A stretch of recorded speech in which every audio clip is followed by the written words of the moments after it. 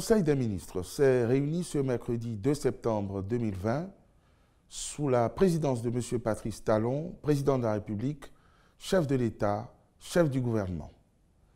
Les décisions ci-après ont été prises. Au titre des mesures normatives, fixation des modalités de déroulement de la campagne de commercialisation 2020-2021 des amendes de karité.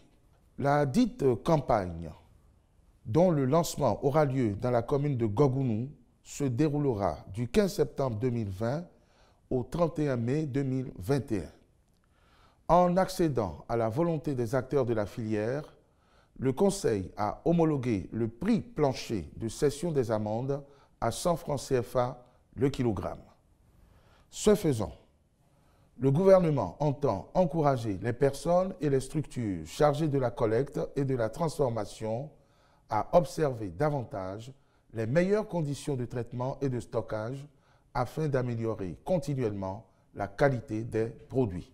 À cet effet, le ministre de l'Industrie et du Commerce veillera notamment à apporter l'appui matériel approprié dans le ramassage des noix en vue de réduire la pénibilité de la collecte et de garantir plus de sécurité dans cette activité. Au titre des communications, sélection de cabinets d'architecture pour la réalisation de missions de maîtrise d'œuvre complète du projet de construction de 7 arènes culturelles. La construction et l'équipement d'infrastructures culturelles aux normes et standards internationaux sont une composante du programme d'action du gouvernement. Leur réalisation permettra de promouvoir des espaces de diffusion des créations artistiques, des spectacles vivants dédiés essentiellement à la jeunesse et au secteur de la culture. Ces espaces accueilleront des activités professionnelles et amateurs destinées au grand public. Dans cette perspective, les négociations avec des cabinets spécialisés ont permis de retenir pour une mission de maîtrise d'œuvre complète les cabinets d'architecture suivants. Golden Stone pour la finalisation de la mission de maîtrise d'œuvre complète pour l'arène culturelle d'Abomey et la conduite de celle des arènes culturelles de Porto Novo, Ouida et Lokossa.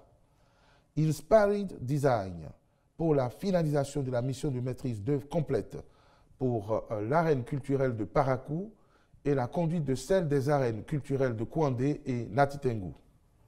Le Conseil, en approuvant cette communication, a instruit les ministres concernés de faire procéder à la signature des contrats avec ces cabinets d'architecture, puis de veiller à la réalisation correcte de leur mission. Approbation de la feuille de route devant conduire à l'actualisation du plan sectoriel de l'éducation 2018-2030. La mise en œuvre du plan sectoriel de l'éducation PSE 2018-2030, adopté le 13 juin 2018, est marquée par de nombreuses réformes opérées dans les différents sous-secteurs de l'éducation, particulièrement s'agissant de la sélection et de la qualité des enseignements.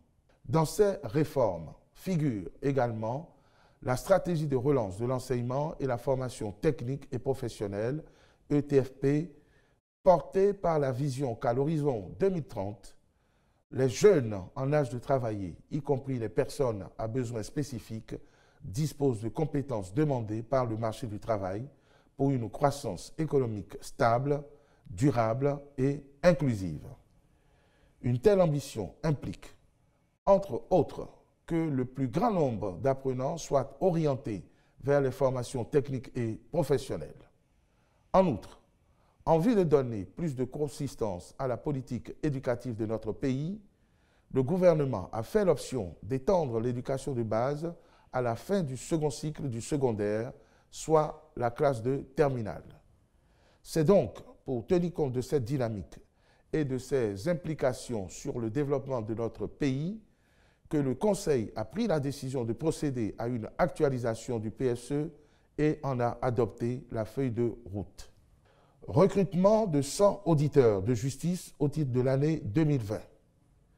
Des efforts de renforcement de l'effectif du personnel magistrat s'avèrent nécessaires face aux besoins manifestes de nouveaux recrutements. L'objectif poursuivi est de combler le vide qu'induit la nécessité d'étendre la carte judiciaire de notre pays par la mise en service des juridictions du Fonds et de l'installation prochaine de la Cour des comptes. C'est pourquoi, pour favoriser à terme le meilleur fonctionnement du service public de la justice au profit des justiciables, le Conseil a marqué son accord pour le recrutement, au titre de cette année, de 100 auditeurs de justice. Au titre des mesures individuelles, sur proposition du ministre, M. Segbe Herman Djedou est nommé directeur de l'administration et des finances au ministère des Infrastructures et des Transports. Je vous remercie.